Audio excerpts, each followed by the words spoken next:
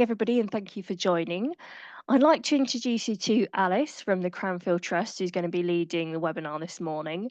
And the Cranfield Trust is a leading charity that works with skilled volunteers to deliver strategic support to charities and not for profit organisations addressing social disadvantage and human welfare. So, before I pass over to Alice, as I mentioned, the webinar is being recorded. There's going to be resources available to support you further after the webinar.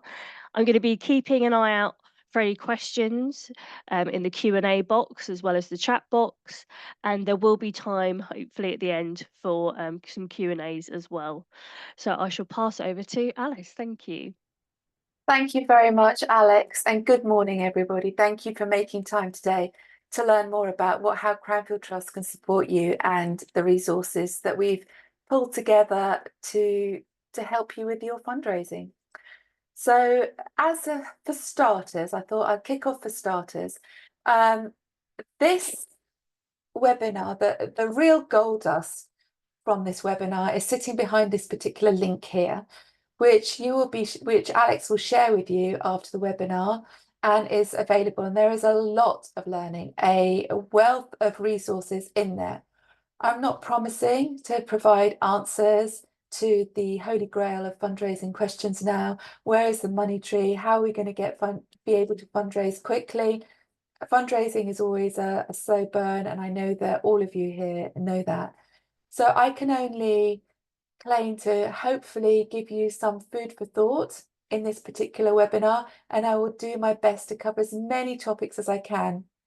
But for the real detail, you'll need to delve into this link, which has a few of these things in it. So we have a number of webinars on investability. Why should I invest time or money in your charity?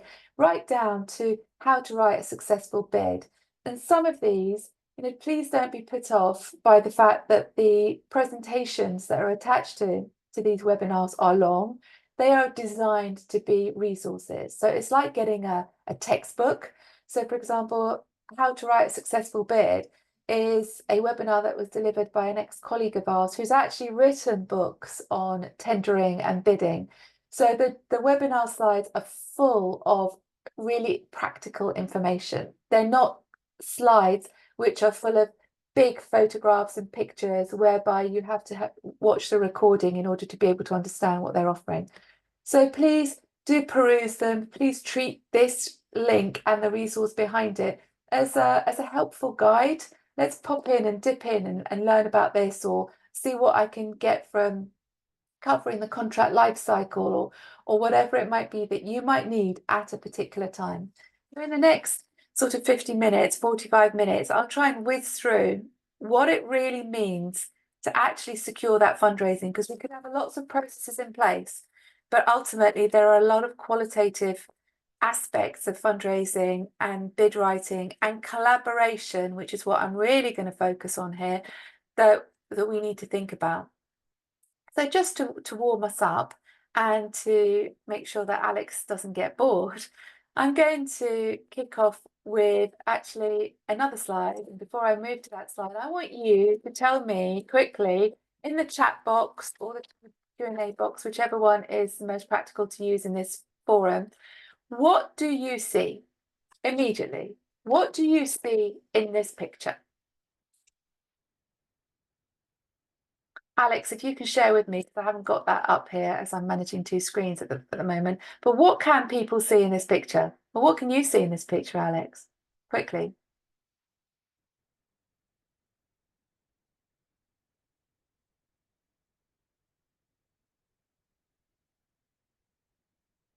Oh, you're spending too long.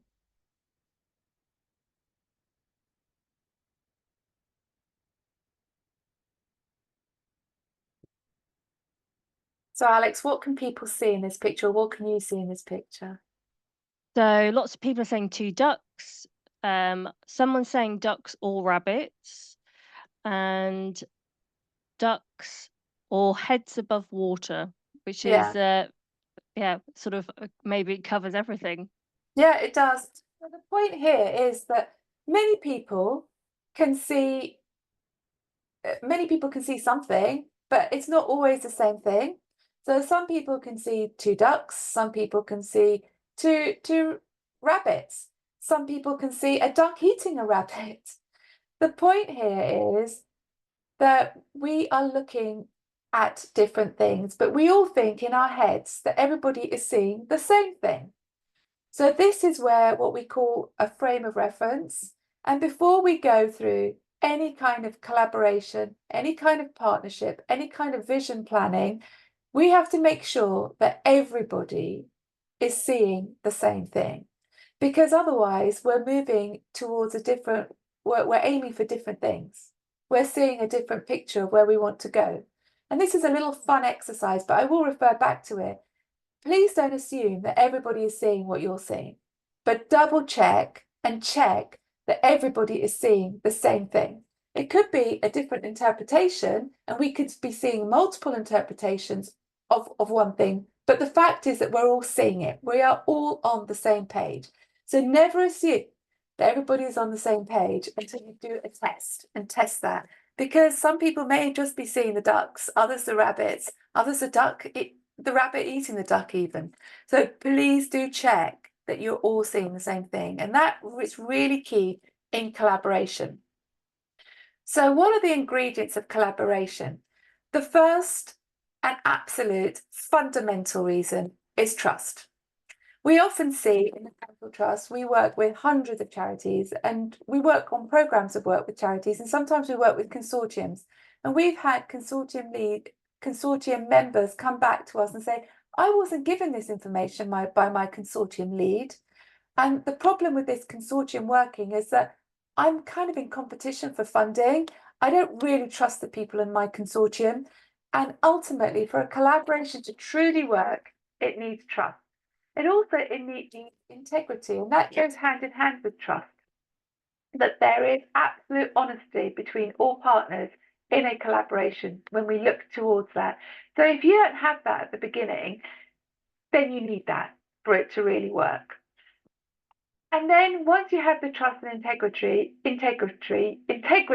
sorry, you have half a chance of having a functioning team. Because altogether, as a whole, you are a team. But a team is made of people, and you have to know your people. And I'll come to that shortly. But knowing the people in your team is actually diving deeply into who they are, what matters to them, and what their purpose is for being as part of that team. And that in turn links to ethos, the fact that we really believe in the cause of our team, what it is that each of collaborator values in the team, what is the culture, make sure that culturally we fit and we share the same purpose. To understand what each other's purpose is within that team and be realistic to how that team develops.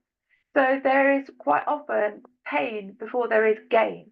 So don't expect that straight away, by forming this team, by forming this consortium, everything is going to be fantastic, because we have to be realistic that it might not be at the beginning. And there is a fair bit of storming before we become to norming as a team, and I'll go into that as well. So make time for collaborating, make time to know each other, make time to socially go out together so that we can, in an informal environment, get to know each other. And then we can be clear on the goals, targets, processes, and roles and responsibilities so that we can then create together and measure our success. And when I say measure our success, I also mean celebrate our success. In order to measure, we can monitor progress and we can celebrate. And it's really key to be able to do that throughout the whole program. And finally, a little warning. There is no space in collaboration for egos, and we have to leave them at the door. It's a warning statement, easy to execute. Egos come with people. So please be aware of that at the beginning. And I think that if you address that at the beginning, people will consciously think, aha, I'll do a little sense check on what my ego is. But ultimately, we can have every single kind of process, framework, that talks about a well-functioning team, but ultimately a team is people, and we have to know the people. So who am I? You all know I work for the Cranfield Trust. I'm head of operations at the Cranfield Trust. But before the Cranfield Trust, and then let's go back a step. When you're looking at your team, you'll look at other people that you're collaborating with from other organizations, and you'll know that is the CEO of my partner or potential partner of my organization. This is the head of ops. This is whoever it might be at that organization. And you might be tempted to look at their LinkedIn profile. And then you'll also find that they are, my animations have worked slightly awry, but you'll notice that this is where they've worked. So I've worked at Harrods, I've worked at Jewson's, I've worked at I did a master's at Cranfield University. That's how I came across Cranfield Trust, and that I was in management consultancy. So that's what you'll see in my LinkedIn profile. What you won't see in my LinkedIn profile, that is these two little icons at the end, Trail of Hope and my mother at a refugee camp in Uganda.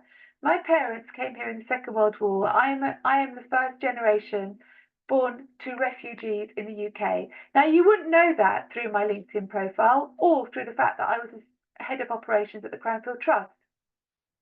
That means that my purpose is very much aligned to, and what I believe in is refugees. I'm really passionate about that, but you wouldn't know that without digging in. You also wouldn't know that I was a carer to my elderly parents, the refugees that came in the Second World War, and I cared for them right up until 2020. So that was really part of my life. Also, that photograph that you can see on the left is my mother as a scout in a refugee camp in Uganda during the war. So scouting is really something that I'm passionate about. I have 3 children. They all belong to Scouts. They all belong to the English Scouts here where we live, the Sea Scouts, but they also belonged to the Polish Scouts, which is where my roots are.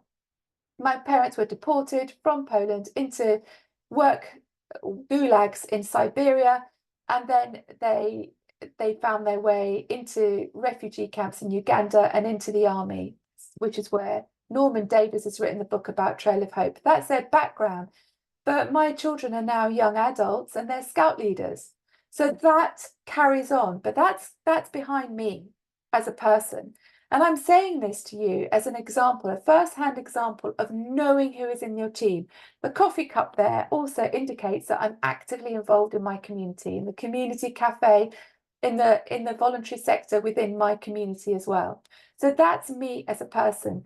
Now, the reason I'm mentioning this will become clear as we move through the presentation, because I'll use myself as an example as we move through. So there are many methods of collaboration, and we will talk about team dynamics, the Tuckman's model. There are the 5 key building blocks to organizations, and why collaborate, the success factors. Also celebrate your key milestones. Learn to fail well. So that means to understand what we can learn from our mistakes, to dive into the detail upfront and be curious to ask questions. So all of those things are really important to know when we go into collaboration, and I'll talk through some of those. So the process of organizational change and collaboration is that we need to know where we are now. What is your status now? You are wanting to go into a collaborative bid, perhaps with somebody, but why go into that collaborative bid? Why not do that yourself independently? You have to know why you are accessing that, why you want to go in with somebody. Who do you want to go in with? What is who are the other partners that you might be thinking about collaborating with? And then by knowing that where you are now, by knowing where you want to be, and that in this model is referred to as your desired state. Where do I want to be? We want to form a consortium. We want to be in a stronger position to access particular funding streams. That's where we want to be in order to be able to support the beneficiaries. Who are our beneficiaries? Who are our stakeholders? How will this collaboration help them? So these are all the things to consider. And in the middle of that is our transition state. And a transition state is how we get there. So these are all the dynamics that we're putting in place to get to where we want to be. So working relationships, individuals to teams. So I can't stress how individuals are important within teams and bringing those individuals along to have a successful and well-functioning team. And go in with eyes open, not rose-tinted glasses, eyes open. You can't force people to do things, but you can oil the wheels to make it in a smoother transition. So really look, make sure you have a risk register for your collaboration, or for the change that you want to put in place. And ultimately, remember what's at the heart of that change. And you'll see I've thrown this heart in everywhere, because it's not about being soft, it's about really understanding the purpose and really focusing on the beneficiaries and the cause of what you're trying to do. And sometimes we forget that, or don't focus in on that strongly enough in any kind of funding application. But remember, that is why we're here. And that is why we're collaborating together. And that gives us the strength to continue.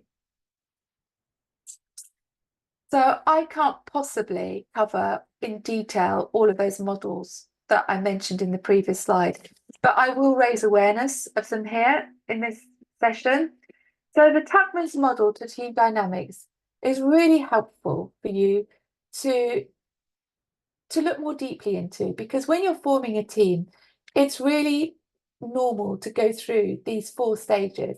And Tuckman liked his rhyming: forming, storming, norming, performing. I've never heard of the word norming really, unless it's in this context of Tuckman's model of team dynamics, but it helps us remember things. So when we're setting up a team, when we're setting up a collaborative team, you brought in 2 or 3 or 4 partners that you don't really know. So it's kind of a collective piece of work. You've got to make sure that you know what your desired state is, that your missions are aligned, look for agreement, look for the roles, guidelines, who's making the decisions, when's the accountability, where does the accountability stand for actions that need to be taken. And then we move to storming. And so sometimes this is the difficult bit, and people think that things aren't working and that it's not normal and that we're not getting on. But at the beginning, we have to try and find our place in this collaboration, in this team. We have to really negotiate on who takes on what role, who has what control, how we can facilitate discussions to ensure that there is a common understanding, that we achieve commonality. That's really normal. There's nothing wrong with that storming phase. And if we understand or are aware of these stages, the forming, storming, norming, performing, we can then think, aha, we're in the storming stage now. That's okay. And as a team leader, it's our job as leaders of that team to navigate the storm. And it really helps when you know who the individuals are. And I'll speak to that in another slide. But then we move to norming. People start accepting, they start to understand who each other is in these teams. And it becomes kind of okay. And we can encourage each other to move forward, to support the process. We know that the processes are part of our daily chores now and our daily roles and responsibilities. And then we can really see the benefit in the performing. So I've taken this from, I've provided the link here, and then there's further resources there. But I'd really look into that so that you understand how teams work.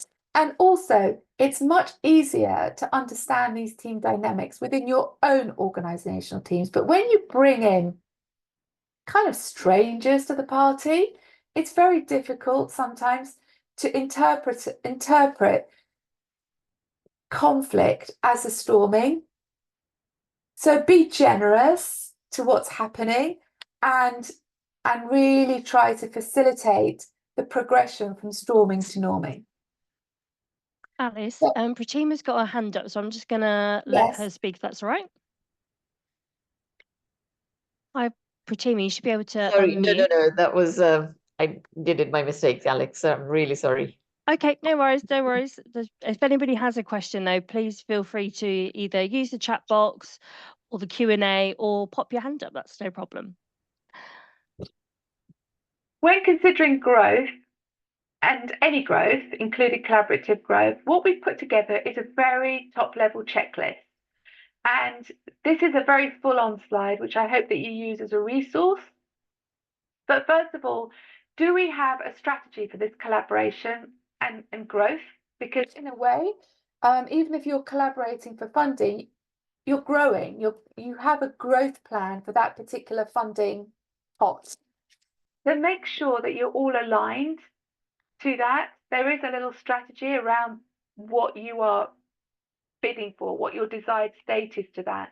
And make sure that in that bid, in that fundraising bid, you differentiate your services. So what is the best in class? Be innovative. And it's a real opportunity when you put people together to come up with a good solution that is better than if you'd gone in on your own. So always be curious, ask your partners lots of questions and see if when you ask a question and you get into that discussion around that question, sometimes you come up with really new ideas, or even within the things that you do in your own organization, you could pull out best practices. Make sure your values are absolutely aligned. If there is a misalignment in values between one partner and another, that's a warning sign. So really check that and make sure that they are aligned and that you have the right people in the right roles. So kind of an oxymoron here, because I talk about understanding the people and understanding who they are. But really, number one is make sure you have the roles within your partnership and then put the people in the roles.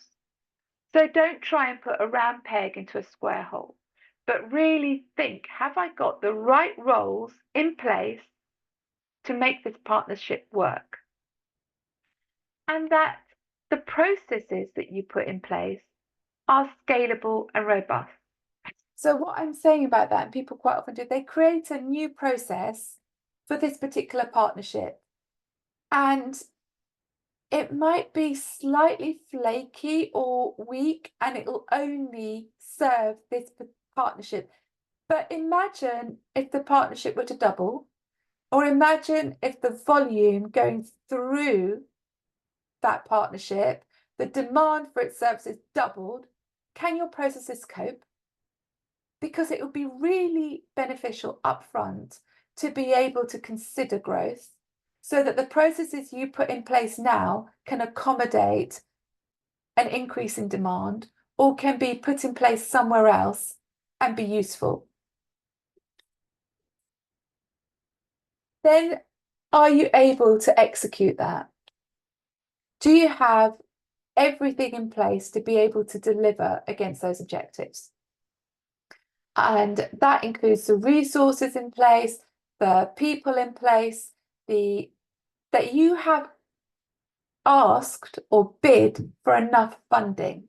Are you project ready? And this is something that we've found before. We've done some big analysis with a big funder before. We realized that a number of charities were going into this funding and had put in their funding applications without being project ready. So they had taken one project that they'd done somewhere else and applied it to this new cohort. But the cohort was different in different ways, and they hadn't accounted for that. So they put the process from one area into another area, but the other area actually required a lot more getting ready to be able to serve this different stakeholder, this different beneficiary. So what I'm asking you to do is just check that you as an organization, as a collaborative, a consortium, are ready to take on this funding. to deliver against this funding application. And if you're not, that's okay, but make sure you put in there into your application that you need X pounds, X days to get project ready. And funders need to fund you for that. They can't just fund you to deliver it. They have to fund you to manage it, to program manage it, and to become ready to deliver it. So please put that into your funding bid. Now, if you have a strategy and you have your services, you have these 5 building blocks. You have your vision, you have your incentive, you have your skills, resources, and then you take action. So we have a webinar on this in that resource pack that I shared the link with at the beginning, and I'll share it at the end, and then you will get it as well, which goes into this in a lot of detail. And I would advise you to have a look at this, because in any change that you go through, there are these 5 building blocks: vision, skills, incentive, resources, action, which give you change. Now, if you don't have the vision, then what you're going to have is confusion. Remember the ducks and the hares, the rabbits, you have confusion. Some people can see ducks, some people can see rabbits, some people can see both. So you have to, and it becomes confusing if halfway through the change, all of a sudden say, what do you mean you can't see the rabbits? They were there all along. Really? Oh my gosh, I was always seeing the ducks. And so then you have confusion. Now, if you don't have the skills in place, you have anxiety and mistakes. And don't assume that people have the skills. I had a colleague that I was working with to do a big funder progress report, and I wanted all these graphs in there and data analysis done. And like a month into writing this report, they came back to me and said, Alice, I'm really sorry, I've tried really hard, but I don't know how to do these graphs and analyze this data, and I'm feeling really anxious about it. And I just felt really bad because I just assumed that they had the skills to do that. So never assume, never assume that people are on the same page, never assume that people have the skills. Always check that everybody has the skills in place. Otherwise, you're creating anxiety and mistakes within your team that's not necessarily their fault. And if you don't have the incentive, then you have the change is gradual. And we'll go into that in a little bit more depth later, but it's really important that people know why they are going into this change, why we are collaborating. Well, we could do this ourselves. Why are we collaborating for this? And also, going back to that slide about me, you could see in that slide, which if people hadn't asked or spent time getting to know me, they'd have just looked at my LinkedIn profile, or they'd have just looked at my role within the Cranfield Trust. They wouldn't know that I was a carer at the time, that every morning I went to my parents' house and got them out and gave them breakfast. So if that change in whatever you were planning required me to start at 8 o'clock in the morning or 7:30 even work, that would be a real problem for me. And also with 3 young children in tow. So I could be checking out a bit. I could even be looking for another job. There's you would have heard in the news that Amazon has announced that everybody in their workforce has to go back to work on the 2nd of January. Now you can imagine hundreds of people have adapted their life to working 3 days a week in the office. There will be people that are talking with their feet and walking out of Amazon. They may be in a privileged position to be able to get a job elsewhere, or maybe not.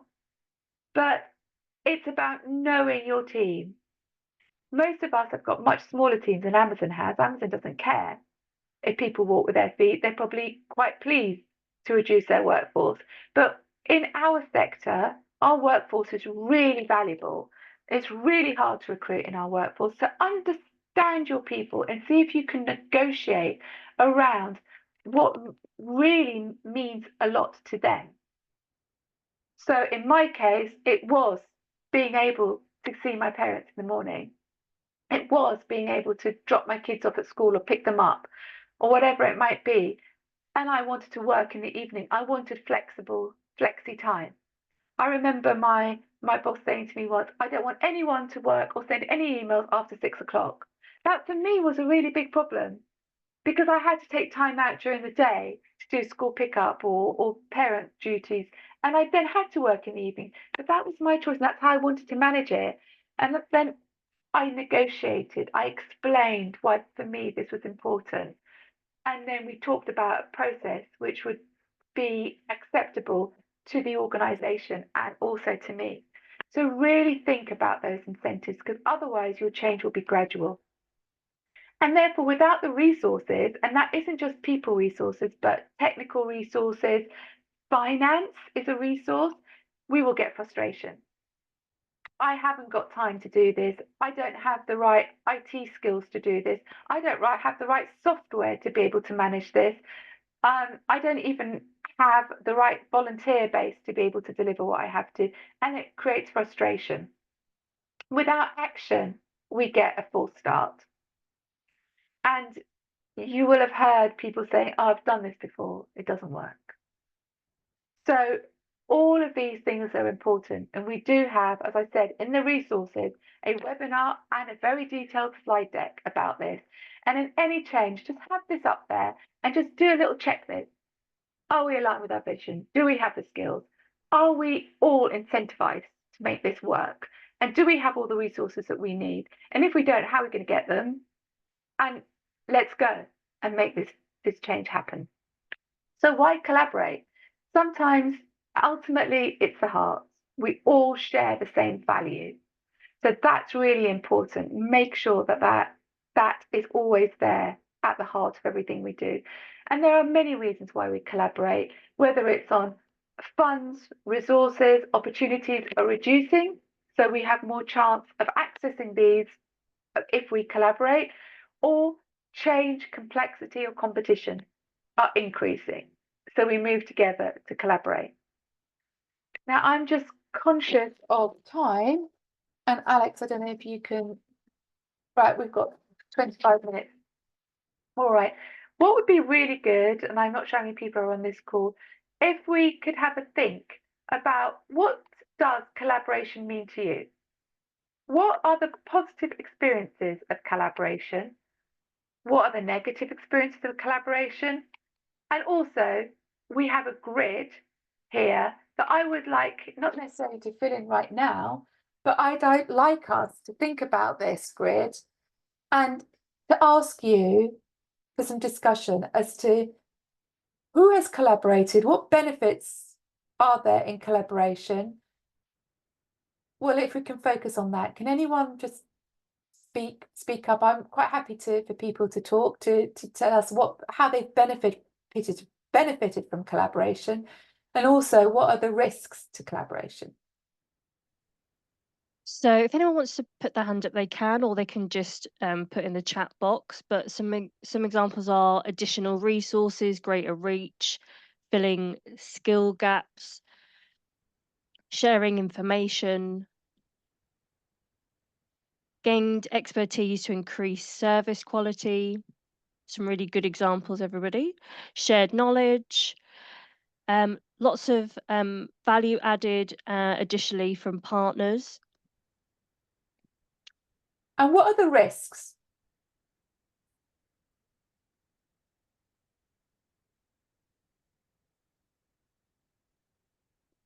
Anyone ever thought of what the risks might be? So conflict. Yeah. You might not have the same vision. It could taking funding. So I suppose I think that might be in terms of it might take up resources to put together a partnership. You might end up having to change preferences or focus. You might not have obviously the same values or ethos, not having the same value base, not being on the same page in terms of the core purpose. So all of those things, that they're really good risks. And Alex, we can capture these and fill in the grid, couldn't we, before we send it out with Yes. the feedback? delegates.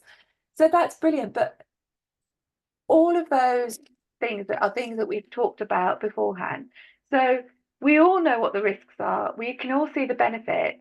And it's about going back to this slide here and really making sure that we're all aligned and making sure that we have that ethos. So when we talked about it right at the beginning here, sorry to whiz this through, but what are the ingredient list? So these were all the ingredients, but we can flip these. We can say the risks are lack of trust, lack of integrity, a dysfunctional team and conflict. So with this ingredients list and the other slides that we've got, think of making a risk register, look at all of that before going in there and make sure you address it up front, because it's really about getting into the detail. So we can whiz back to where we were, which is great feedback. But you know what? There was a survey done in 2010, which is a long time ago, and I'd love this survey to be redone again.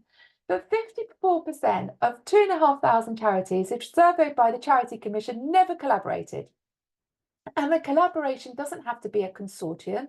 It could be sharing information, ideas, joint fundraising activities, of course, which is what we've talked about, and sharing other equipment. This list is actually quite a good list to think about different ways to collaborate. I would like to, I'm going to get in touch with the Charity Commission and ask them to redo this survey, because I would love to know how else people are collaborating and whether this has changed since we've become even more digital since 2010, which is like an eternity ago. But there is all of these charities that didn't collaborate missed out. And in there is a very varied list of different ways of collaborating, buying something together, even if it is purchasing something together, because you might have more purchasing power if you purchase together, if you combine together to do that. And those of you that are speaking to other charities, some of you are based in charity community hubs. There's various advantages of scale that you can get by collaborating, not in a very team way with regards to consortiums, but even in these smaller ways, there are savings to be made through collaboration. So we looked at collaboration readiness. Ask yourself why. And we talked about that in the beginning. How does this collaboration support our strategic objectives? Don't just chase the money or chase the funding. How does it support? Who are we collaborating with? Are we aligned within the characteristics of our organizations? And sometimes it might be that we're not aligned, because sometimes it might be that we've collaborated with a very large charity on office space, for example, or they're willing, and I think that should happen much more. So if you have a big organisation charity near you, a multi-million-pound household name charity near you, is there any way that you can collaborate with them? And they can support you on services or skills or office space or volunteers in any way. Think really creatively about that. Be curious about what they do, even if it's best practice, to go in and meet with them and learn how they do it. And could you do it in a better way? Could you do what you're doing better? How are we collaborating? Keep communicating, because communication is absolutely key in building trust. And what are we collaborating with? Clearly set out scope, boundaries, your own value and your own role within the collaboration. And here we talk about the risks again. Beware of and we talked about, people said about that there is conflict, there is inequality. There's also a risk to your reputation. If it doesn't go wrong, then your reputation could be damaged. There could be an unequal contribution to innovation. So by this, I mean that you are actually doing a lot and the other collaborators are complacent or they're inactive. Remember what your North Star is, and this is what are the objectives of the collaboration. And I've mentioned this multiple times because it's really important. And there's a resource again about what your North Star is. Just keep focusing on it. And sometimes people can deflect from that because of other conflicting priorities or other things that they think they can get from this collaboration. But if we have it sorted right up front, then you can keep referring to that and keep the collaboration on track. If there's not enough support, ask for it. And if your individuals within your team don't feel supported, encourage them to ask for it. Ask for support. And don't overthink the individuals. Remember the round peg into the square hole. Remember, it's about the roles and making sure the roles to make this collaboration work, make the wheels turn, need to be there. So these are kind of the things that fit into the grid that we are going to fill in based on your feedback. I'm coming towards the end because I want to give enough time for questions and answers. There's a bit of an action plan here, and I base this on a major collaboration with a CEO and a board approval. So make sure that the board are aligned with the collaboration, that you don't start up the road, but then can't complete it, have a false start. So the board and trustees are sponsoring this, absolutely on board with it. And the initial evaluation is done and the risks and the benefits are highlighted and that we're really open about it. So if it's a collaboration that you are leading on and you really want to make happen, do not be tempted not to do a risk register. But this is where an independent pair of eyes is actually really helpful. Somebody that isn't vested in this collaboration to really look at the risks so that you are going in with your eyes open. Look at the CEO evaluates potential collaboration or merger partners. The CEO is usually the best person, the best place to look at who else is out there, horizon scan. And sometimes, and I'm sure this doesn't apply to you, but the Cranfield Trust speaks to many, many charities that come and call us up. And they come and ask us for help or support. And they say, I would like to set up a charity, or I've set up this charity and I'm looking for funding. And we say, do you realise that there is a charity up the road that does what you do? Literally a stone's throw away. And they go, oh, no, we're unique. No, but have you talked to this charity? And invariably, no, they haven't. And it's no criticism of that CEO, because the passion for their cause is so strong that they are driving ahead and the demand for their services is high. But we encourage you just to stop, pause, raise your head and look at the horizon and see who else is out there doing what you're doing, or something similar, or something that could nicely complement what you're doing, and talk to them and see if you can work together. Then there's an initial approach to people to collaborate, which is informal approach. Would you be interested? Is that something that we could work on? And then there's a discussion between both parties to see if it could work in practice. Then you'd be encouraged to do a feasibility study to really think about how this is going to work in practice. What are the frequently asked questions? A Q&A, what could people be asking if this happens? And then again, it's good to independently have that reviewed. Just have someone who check in who isn't invested in this particular collaboration, and then deliver it. And last but not least, I've got legals in there.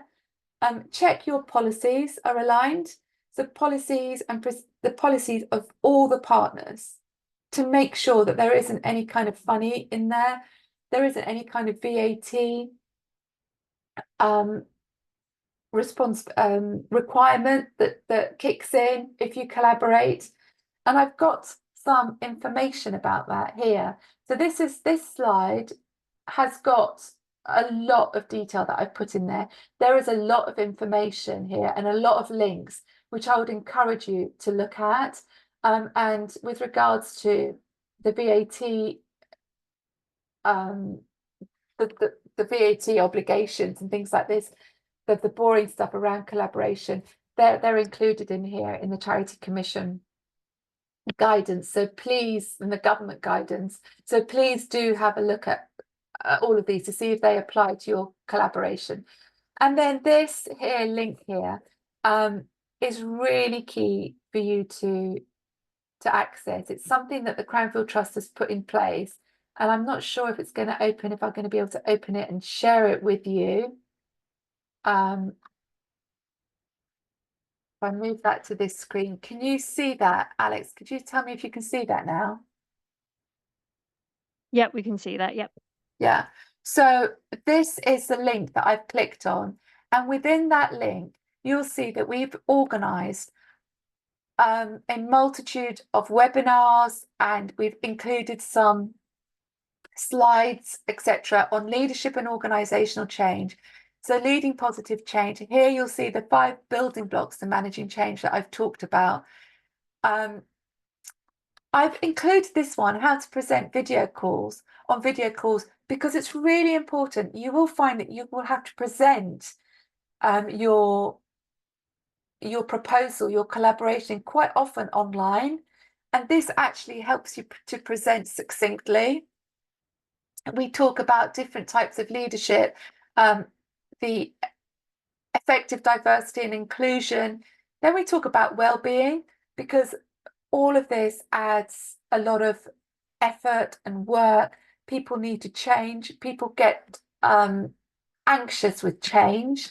And it's, as leaders, it's important we think of our team's well-being. And here we get now into the more nitty-gritty of why should I invest in your charity? So why is my charity worth collaborating with, investing in? Why is my collaboration and partnership worth investing in? Cultivating support. We asked this specifically from a marketing agency.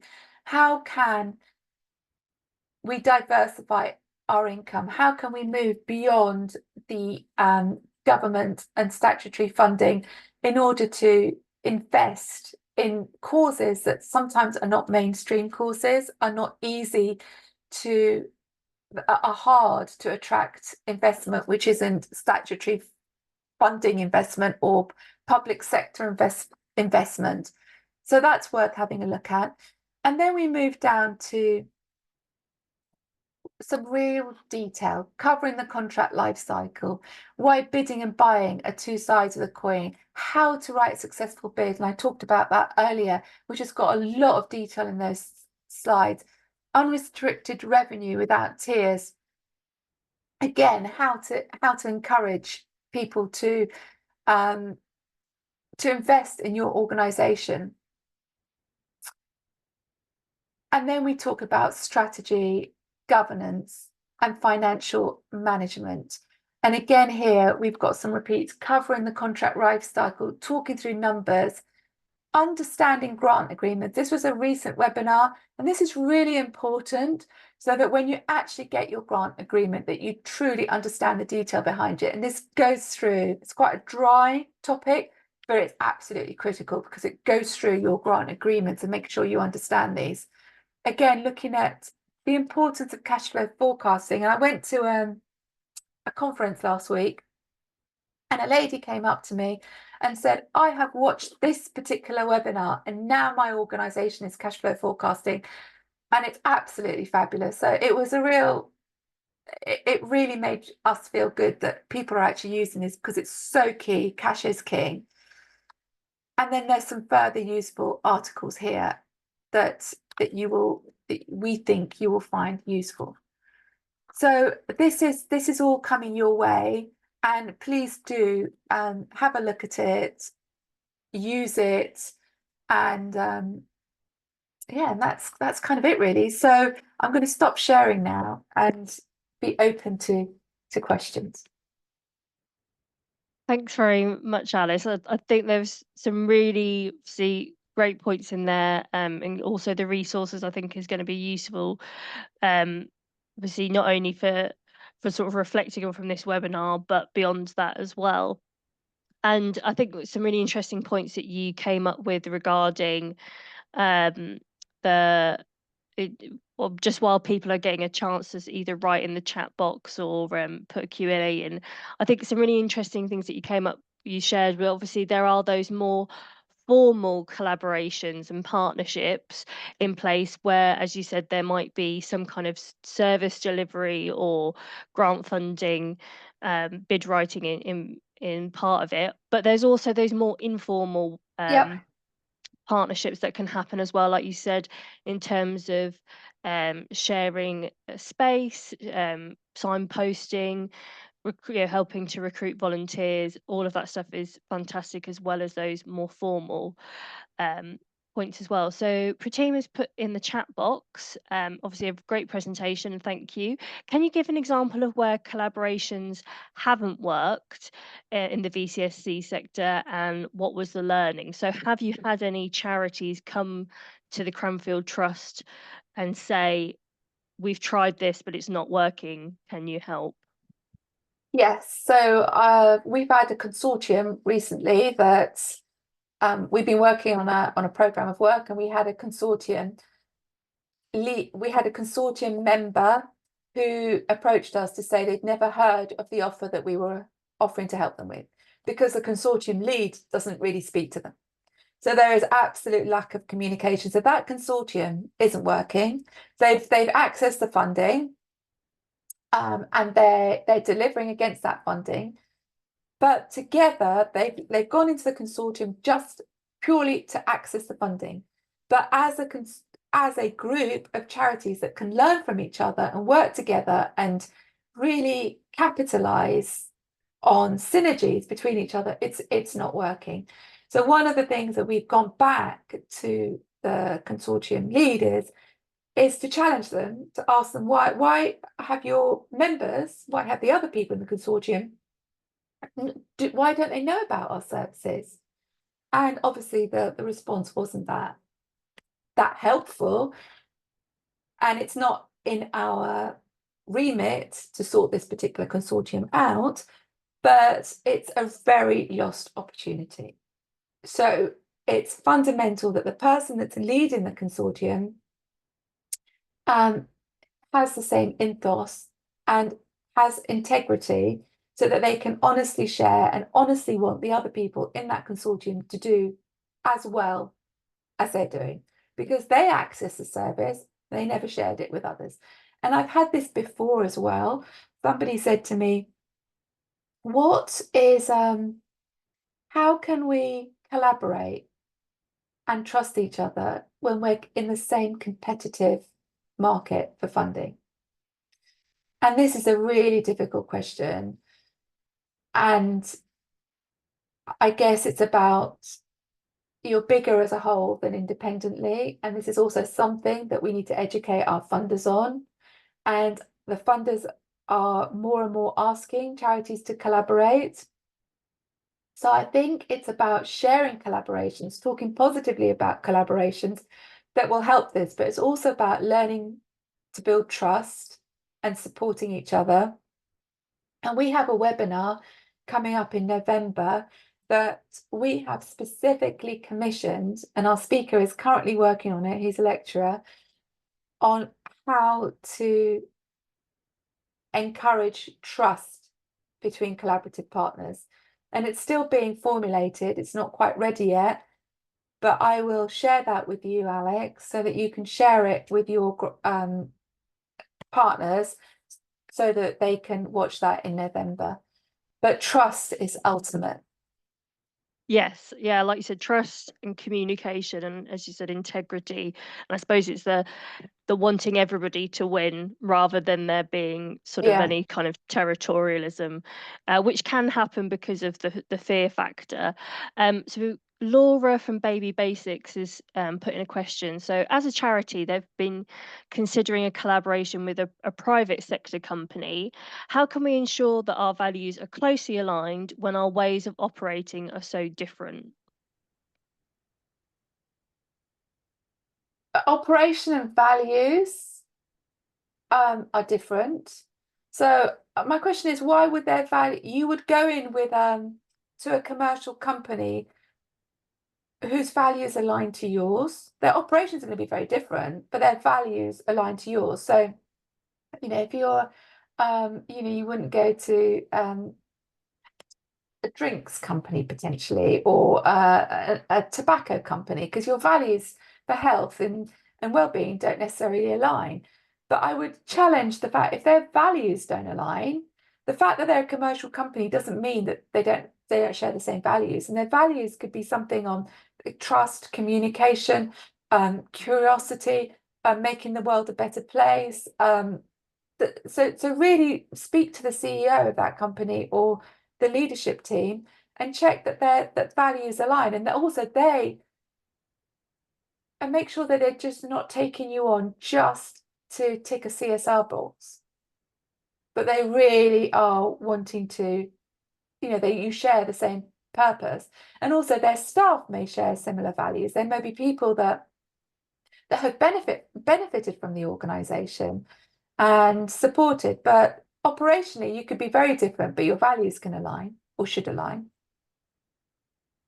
Yep, and that's I'm something happy that to expand on that question if I've got a bit more information about why the values would be different, because operations can be very different. sure. Yeah, and I suppose that in terms of us as a community foundation, we're often working with private businesses, corporate givers who obviously don't operate in the same way as a charity does, but as you said, their intentions and values are often aligning with ours. So, yep, and I think I'll just double check, but I think that's probably all of the questions. Obviously, some comments coming in, obviously saying how useful the session's been and how they're definitely going to be checking out the links to the other webinars and sessions. And obviously, we're sharing with Alice once you've the link for the November um, webinar that you've got coming up, because I think that'll be really useful and definitely in line with what we've been talking about today. So I'm just going to take this opportunity to thank Alice and the Cranfield Trust for working with us on delivering this. I know across the country, but I know very much so in Northamptonshire, there is a real push for collaboration and partnerships. And there are some fantastic examples out there of those taking place, but it's also a good opportunity for people, for organisations that haven't yet thought about collaboration and partnerships, to think where to start, what are the foundations to build upon, what are those areas that we need to consider, whether that's culturally or whether that's in the more technical aspects, like you said, like contracts, like VAT, policies, etc. So thank you very much, and we'll be sending out the recording and the resources soon. Yeah, and thank you. Hope Thank everyone you, has a Alex, great day. for the opportunity, and thank you everyone for attending.